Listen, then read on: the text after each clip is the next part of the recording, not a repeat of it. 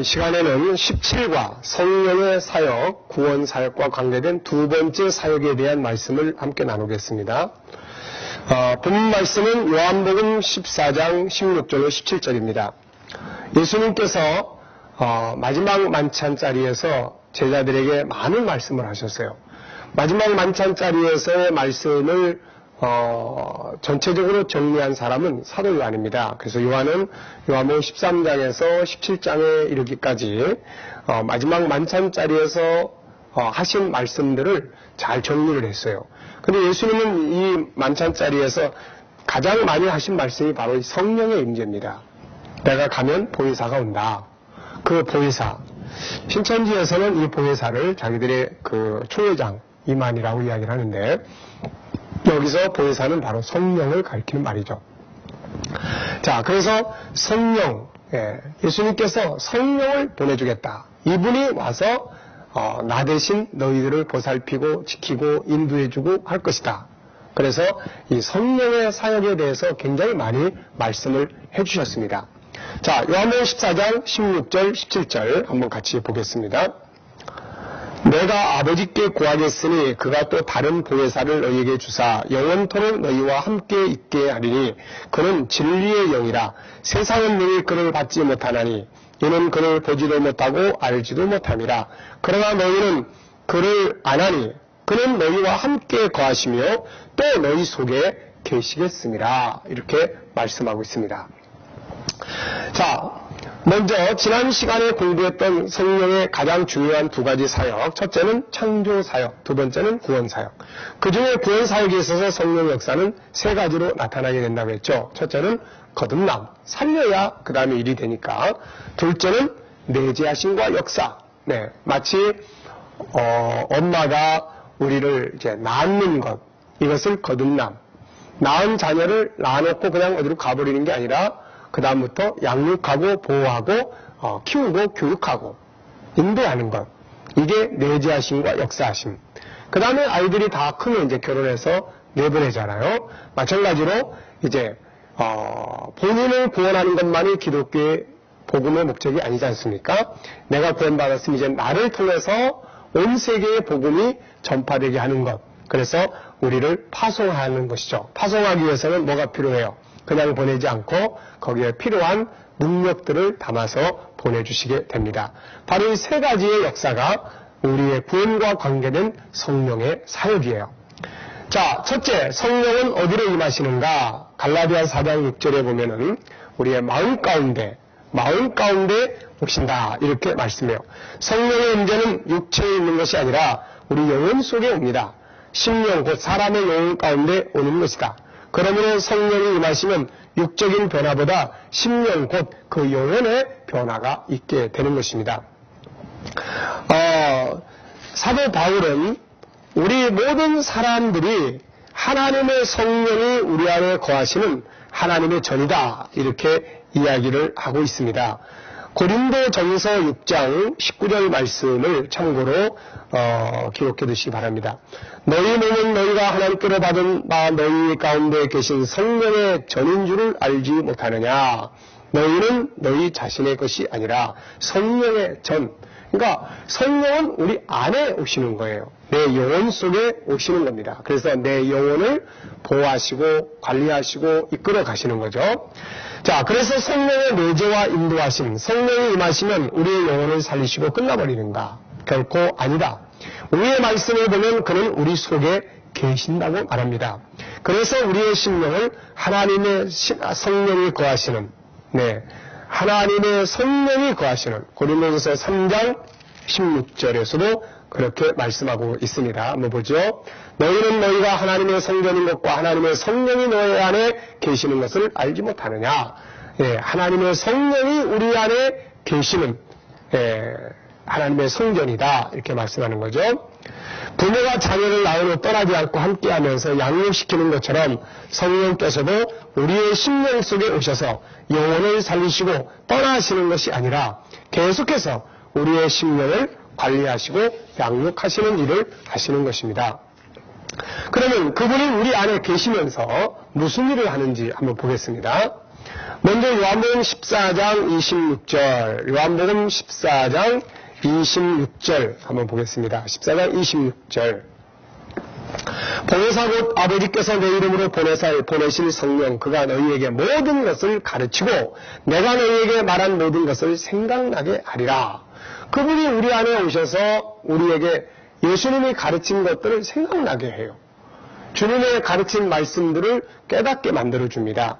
그 다음에 16장 13절을 보시면은 진리의 성령이 오시면 그가 너희를 모든 진리 가운데로 인도하시리니 그가 스스로 말하지 않고 오직 들은 것을 말하며 장래일을 너희에게 알리시리라. 진리 가운데로 인도해요. 우리가 말씀을 들을 때, 말씀을 읽을 때 또 깨달을 수 있는 것, 감동이 될 수 있는 것은 그분이 우리 안에서 일하시기 때문에 그런 것입니다. 자, 그 다음에 요한복음 16장 8절 말씀, 요한복음 16장 8절 말씀을 보면은 그가 와서 죄에 대하여, 의에 대하여, 심판에 대하여 세상을 책망하시리라. 이분이 오시면은 우리 안에 있는 죄를 생각나게 합니다. 우리는 눈을 가지고 있지만 이 눈은, 이 육적인 눈은 나를 못 봐요. 내 속을 못 들여다봅니다. 네. 그래서 맨날 육체의 눈은 밖에 있는 딴 사람만 보고 흠잡고 비난하고 비판하고 그러는 거죠. 그런데 이 성령은 내 안을 비춰줘요. 내 안에. 그래서 내 안에 오시면은 나를 보게 만듭니다. 그의 죄가 얼마나 많은가를 깨닫게 하고, 그러니까 그 다음에 막 회개하고, 그 다음에 의를 알게 해요. 십자가 앞으로 나가서 죄사함 받게 만들어주고, 이런 역사를 통해서 우리에게 의로운 사람으로, 성결한 사람으로 만들어 가게 되는 것이죠. 그래서 에스겔 36장 26절은 새 영이라고도 표현하는 것입니다. 자, 그 다음에 마태복음 10장 19절로 20절을 보시면 예수님께서 제자들을 파송하실 때 너희를 걱정하지 마라. 내가 같이 가지 않는다고 해서 너희 혼자 가는 거 아니다. 너희와 같이 가시는 분이 있다. 그분은 바로 성령이신데 이분이 너희들의 할 말을 생각나게 할 거다. 네. 19절 너희를 넘겨줄 때에 어떻게 또는 무엇을 말할까 염려하지 말라. 그때 너희에게 할 말을 주시리니 말하는 이는 너희가 아니라 너희 속에서 말씀하시느니 곧 너희 아버지의 성령이시니라. 그래서 성령께서 이렇게 때를 따라, 그래서 우리가 뭐 상담을 한다든지 대화를 한다든지 이러다 보면은 이렇게 갑자기 탁 떠오르는 말씀도 있고 생각나는 말씀도 있고, 전도하다가 갑자기 어떤 말이 딱 떠올라서 상대방에게 아주 감동적인 이야기를 할 때도 있고 그렇죠. 이게 다 그분이 일하시는 거예요. 그분이. 그러니까 우리가 할 일이 뭐예요? 그분이 이렇게 열심히 우리 안에서 일하실 수 있도록 우리가 마음을 정결케 하고 그분의 일할 수 있는 통로가 되어드려야 하는 거죠. 또 로마서 8장 26절, 로마서 8장 26절을 한번 보겠습니다. 로마서 8장 26절. 이와 같이 성령도 우리의 연약함을 도우시나니 우리는 마땅히 기도할 바를 알지 못하나 오직 성령이 말할 수 없는 탄식으로 우리를 위하여 친히 간구하시느니라. 마음을 살피시는 이가 성령의 생각을 아시나니 이는 성령이 하나님의 뜻대로 성도를 위하여 간구하시느니라 그랬어요. 그러니까 성령께서는 우리의 기도도 도와줍니다. 기도. 때를 따라서 막 기도할 마음을 준다든지, 또 기도 안 하면 안 되는 그런 막 때로는 불안감도 준다든지, 또 때로는 막 기도해야 되겠다는 그런 아주 감동을 준다든지, 그래서 기도하도록 만들어 주시는 것입니다. 자, 사도행전 9장 31절을 보면은 또 무슨 일을 하시느냐. 사도행전 9장 31절, 사도행전 9장 31절을 보면 그리하여 온 유대와 갈릴리와 사마리아 교회가 평안하여 든든히 서가고 주를 경외함과 성령의 위로로 진행하여 수가 더 많아지니라. 성령의 위로. 때를 따라서 우리가 막 시험 들고 낙심되고 절망할 때 그분은 우리 안에서 위로도 주고 담대함도 일으켜 주시는 거예요. 또 로마서 14장 17절 말씀을 봅니다. 로마서 14장 17절 말씀. 로마서 14장 17절 말씀을 보면은 성령께서 우리 안에 천국의 성격이 우리 안에 이루어지게 만들어줍니다. 네. 그래서 우리가 천국에 가보지 않지만 성령이 내 안에서 충만하게 역사할 때 천국의 성격을 누리게 돼요. 17절 하나님의 나라는 먹는 것과 마시는 것이 아니요 오직 성령 안에 있는 의와 평강과 희락이라. 거룩함이 이루어지게 하고 평안함이 있게 하고 기쁨이 충만하게 만들어 주신다. 그런 이야기죠. 또 갈라디아서 5장 22절로 23절에 보면은 이분이 9가지의 열매를 맺게 해 주십니다. 그래서 이분이 인도하는 대로 따라가다 보면은 우리들에게 맺게 되는 열매가 있어요. 그 열매가 9가지로 나타납니다. 자, 첫째는 뭐예요? 9가지를 한번 쭉 살펴볼까요? 22절 오직 성령의 열매는 사랑, 그 다음 희락, 그 다음 화평, 그리고 오래 참음과 자비와 양선과 충성과 온유와 절제니 이 같은 것을 금지할 법이 없느니라. 네. 25절에는 만일 우리가 성령으로 살면 성령으로 행할지니 그랬습니다. 그래서 성령께서 이렇게 역사하시니까 이런 9가지의 열매를 맺어요. 또 고린도전서 12장 4절을 보시면은 성령께서는 다양한 은사들을 우리들에게 나눠줍니다. 그래서 12장 4절 말씀을 보시면은 은사는 여러 가지나 성령은 같고, 그래서 한 성령께서 여러 가지 다양한 은사들을 우리들에게 주시는 거예요. 이 은사를 통해서 우리에게 일을 할 수 있도록 만들어 주시게 되는 것입니다. 자, 이 말씀 속에서 보는 것처럼 성령 역사는 우리의 일생을 바꿔놓습니다. 그는 우리 안에 오셔서 예수를 알게 하시고 진리를 깨닫고 생각나게 하시며 죄를 깨닫게 하사 의롭게 만드시고 할 말과 지혜를 얻게 하시고 기도할 바를 알게 하시며 위로와 기쁨과 소망을 갖게 하시고 하나님의 기뻐하시는 열매들을 맺게 하시며 다양한 은사들을 주셔서 우리로 일하게 하시는 거죠. 네, 그러니까 참 성령의 역사가 없이는 우리가 영적인 것들 아무것도 할 수 없고 방황하게 돼요. 오늘날 이 세상이 얼마나 방탕하고 타락합니까? 우리 청소년들, 청년들, 또 거기에 물들어서 나중에 결혼 생활, 또 그 속에서 살아가는 모든 그런 삶 속에서 잘못된 그런 가치관들, 방탕한 것들. 사실 성령의 술에 취하지 않으면은 이런 세상의 잘못된 것들에 취해 살 수밖에 없어요. 그래서 우리가 어린이고 아이들이고 간에 특히 우리 청소년들 정말 신앙 안에서 잘 커서 이렇게 성령 체험하고 은혜 안에서 살아간다는 거 정말 중요한 것입니다. 네, 성적으로 문란해지고 또 이기주의 되고 또 술에 취하고 이런 술, 담배 이런 문화들이 너무나 청소년들 속에 깊이 새겨져 가고 있는 이러한 때에 성령 안에서 살아간다는 것 큰 보물이죠.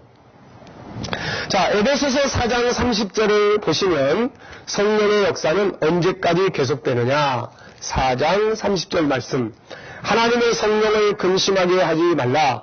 그 안에서 너희가 구원의 날까지 인치심을 받았느니라. 이렇게 말씀하고 있습니다.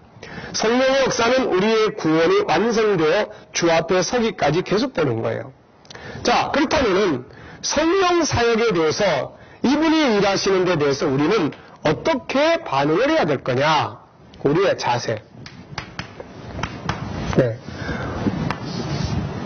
우리의 파트너는 성령 하나님이세요.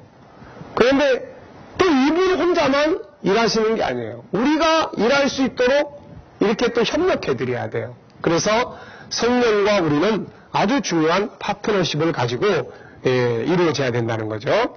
자, 갈라디아서 5장 16절. 자, 이 말씀을 좀 체크를 해보면 우선 어떻게 해야 되느냐? 갈라디아서 5장 16절 한번 다 같이 읽어보시기 바랍니다. 갈라디아서 5장 16절. 네. 갈라디아서 5장 16절 다 같이. 네. 내가 이르노니 너희는 성령을 따라 행하라. 그래야면 육체의 욕심을 이루지 아니하리라. 따라 행하라. 성령의 감동. 네. 네. 성령의 인도하심. 깨닫게 하심. 네. 이거를 따라가라는 거예요. 따라가라. 네. 순종하라는 것이죠. 네. 순종하라. 시키는데도 안 하는 거 다시 시키고 싶은 마음 없죠. 그런 사람 옆에 일하고 싶은 마음 없습니다. 자, 이번에는 데살로니가 전서 5장 19절. 데살로니가 전서 5장 19절. 여기서는 뭐라고 말씀하고 있습니까? 데살로니가 전서 5장 19절. 성령을 소멸하지 말며, 네, 소멸하지 말라. 소멸하지 마라. 네, 성령의 감동이 없어지지 않게 하라. 이 말이죠. 그 다음에 에베소서 4장 30절. 에베소서 4장 30절. 에베소서 4장 30절에 성령을 근심하게 하지 마라. 네. 이분 인격적인 분이기 때문에 기분 나빠하기도 하지요. 근심하게 하지 말라. 왜 근심할까요? 말 안 들으면 근심하는 겁니다. 자기는 이쪽으로 가자고 그러는데 자꾸 옆으로 해. 딴 길로 가. 그거 얼마나 속상해요. 자식들이 부모 말 안 듣고 지들 하고 싶은 대로 고집대로 하는 거 보면 얼마나 속상합니까? 똑같은 거예요. 네. 그는 우리 안에 오셔서 가만 계시는 게 아니죠. 그래서 감동을 주셔요. 이렇게 하라고. 근데 안 들어. 말씀을 듣고 깨달아. 내 안에 말씀이 탁 부딪혀. 그러면 그걸 통해서 회개하게 하고 그 말씀을 따라 살아가게 하는데 말 안 듣는 거죠. 자, 그 다음에 그를 인정해야 합니다. 인정하고. 그리고 그분과 교통해야 돼요. 바울은 성도들이 이분과 교통하게 되기를 기도하는 것을 볼 수 있어요. 자, 목사님들이 마지막 시간에 축도 하잖아요. 축도. 그 축도의 내용을 보시면은, 첫째는 우리 주 예수 그리스도의 은혜와 고린도후서 13장 13절에요. 두 번째는 하나님의 사랑과 세 번째는 성령의 교통하심이 이렇게 이야기해요. 교통하심이 함께 있을지어다. 교통이라는 게 무엇입니까? 펠로우십이에요. 펠로우십. 서로 교제하는 거예요. 교제. 그래서 우리가 나 혼자 사는다고 생각하면 안 돼요. 내 안에 성령이 계셔요. 그래서 때로는 성령님 어떻게 하면 좋을까요? 뭐 예수님이라고 해도 좋아요. 그분의 영이 우리 안에 계시니까 주님 어떻게 하면 좋을까요? 그래서 성령님 일하십시다. 성령님 같이 가주세요. 성령님 역사해 주세요. 그래서 함께 교통하는 거예요. 일방통행, 짝사랑. 얼마나 이거 기분 나쁜 사랑이에요? 힘든 사랑입니까? 짝사랑. 뭐라고 이야기하면 알았습니다. 뭐라고 어떻게 하면은 가자 그러면 알겠습니다. 무슨 일이 있으면은 어떻게 하면 좋을까요? 뭐 이런 것들이 오고 가야 되는데 그런 것들이 없으면은 그냥 성령께서 나중에 일 안 해버리는 거예요. 그래서 소멸되어 버리는 거죠. 그래서 우리가 은혜 체험했을 때는 막 내 안에 감동이 넘쳐가지고 막 기쁨이 충만하고 성경을 봐도 막 깨달음이 많아지고 찬송을 불러도 항상 감동이 넘치고 그러다가 성령의 역사 안 하시니까는 이게 그냥 나중에는 뭐 말씀을 봐도 감동도 없고 들어도 뭐 그냥 감동도 없고 쫄리기만 하고 이제 이렇게 되는 거죠. 자, 네 번째입니다. 이제 성령의 일하심과 역사하심의 방법이에요. 성령은 어떻게 할 때 임하시는가? 네, 성령은 어떻게 할 때 임하시는가? 바람처럼 역사하시기 때문에 이분이 임하시는 것을 잘 모를 때도 있습니다. 그런데 보통 이제 나타나는 성경 안에서의 성령이 임하실 때의 상황을 이렇게 쭉 정리를 해보면은 네 가지로 나타납니다. 첫째는 힘써서 기도할 때요. 사도행전 1장 14절에 보면은 120명의 성도들이 예수님의 제자들이 모여서 저희들이 기도에 아주 전혀 기도에 힘썼어요. 힘써서 기도할 때 이분이 능력과 함께 임재하실 수 있습니다.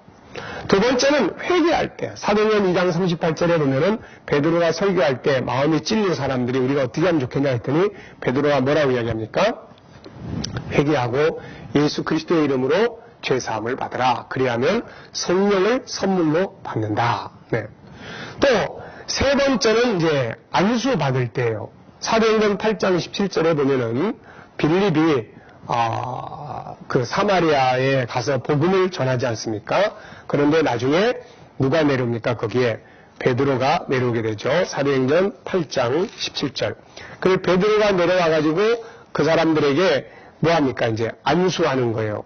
안수하니까는 누가 임해요? 이에 두 사도가 그들에게 안수하며 성령을 받는지라. 그렇다고 해서 아무데나 가서 머리 뒤밀고 안수받고 그럼 큰일 납니다. 영적인 것이라는 건 전이 현상이라는 게 있어요. 그래서 나한테 있는 영이 저 사람한테 옮겨가는 거죠. 그래서 우리가 잘못된 영을 가진 자들에게 안수를 받으면 그 잘못된 영이 그들 가운데 흘러가게 되는 이런 문제가 발생할 수가 있습니다. 그래서 우리가 안수기도 받는 것, 이거는 아무한테나 막 축복받는다고 안수기도 해주세요 막 이런 거는 절대로 좋은 게 아니에요. 저 사람이 누군지도 잘 모르는데 함부로 가서 안수받는다. 이거 잘못하면 자기 영혼을 망치게 되는 상황이 벌어질 수 있어요. 그렇기 때문에 우리가 안수는 자기를 지도하는 자기의 지도자에게만 안수를 받을 수 있도록 하는 그런 기본 자세들이 필요한 거예요. 우리 현대인들은 은혜만 된다 그러면 그냥 아무데나 가서 안수 받으려고 그러는데 굉장히 조심해야 됩니다. 자, 그 다음에 네 번째는 말씀을 듣거나 볼 때. 사도행전 10장 44절로 45절에 보면은 베드로가 고넬료의 집에 가서 말씀을 가르치잖아요.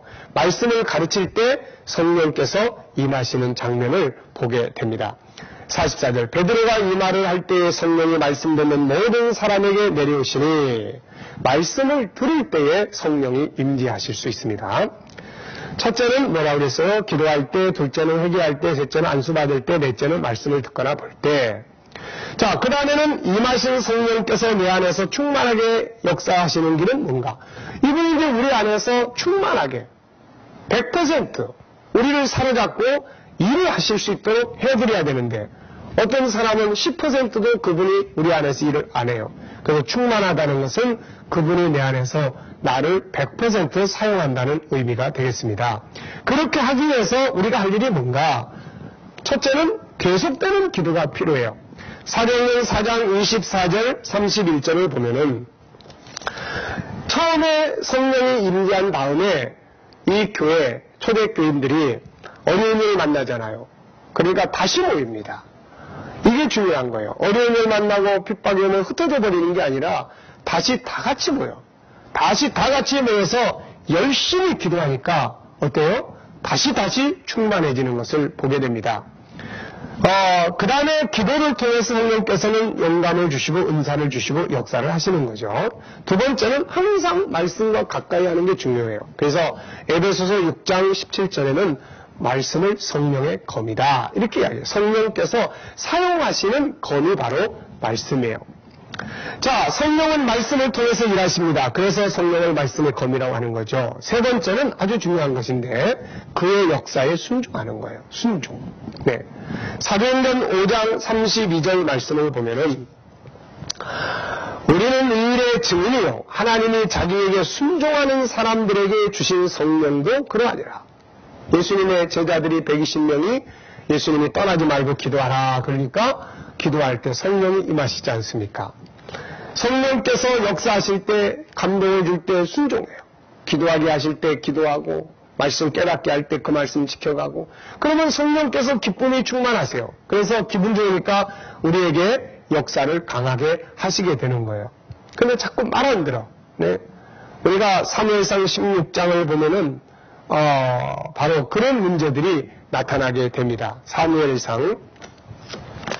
자, 사무엘상 한번 찾아보겠습니다. 사무엘상. 예, 사무엘상